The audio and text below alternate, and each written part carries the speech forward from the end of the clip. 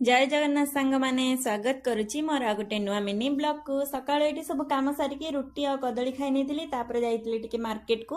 आ एठी पूरा छनछनिया पूरा फ्रेश साग को नहीं आछे एटा को हमर 12 मासी साग कहंती। गोटे कथा जानि चंती जत्ते बेले मु आम घरे थिली सेते बेले आम घरे ए साग बहुत होउतला आ मो बहु सब बेले कहबो कि ए साग बनेया पय किंतु मते ए साग खाया पय बिल्कुल भी भल लागेनी आ सी सब बेले ना सब साग को मिसे की सातटा साग बुली की बनाए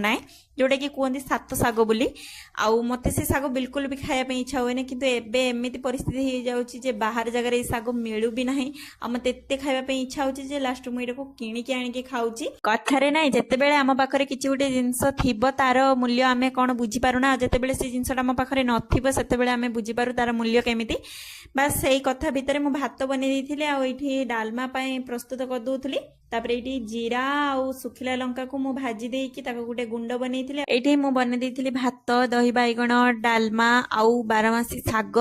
तापरे एठी आमे खाई साला परे राती रे मु एठी बनेइथिले मंचूरियन आउ मते मंचूरियन सहित रुटी खाइबा में बेसी भल लगे प्राय तो आम घरे सबुदिन भात बना जाए किंतु जेहेतु एबे वर्षा टिके होचा ओ ए वर्षा रे स्वामी को देह टिके खराब हेची माने तांको टिके ठंडा जर हो जाईची सेत पई सबुदिन एबे रुटी बना होची आउ रुटी एठी बने साला परे मु एठी बनेइथिली मंचूरियन ताको प्रथमे एमती सब छाणी देइथिली तापरे सेथिरे टिके तेल देइकी पियाज कैप्सिकम को भाजी देइथिली तापरे tomato ketchup soya sauce chilli sauce जहाँ भी चाहेबे हेतरे पकई साला परे मु एठी रेडी कर देली मंचूरियन सहित रुटी तापरे आमे एठी दी जण आनी के खाई नेथिलु खाई साला परे मु एठी पीथिली गुटे ठंडा ठंडा पी साला परे मु कंढी की सही दउची आज पे एतिकी टाटा जय जगन्नाथ।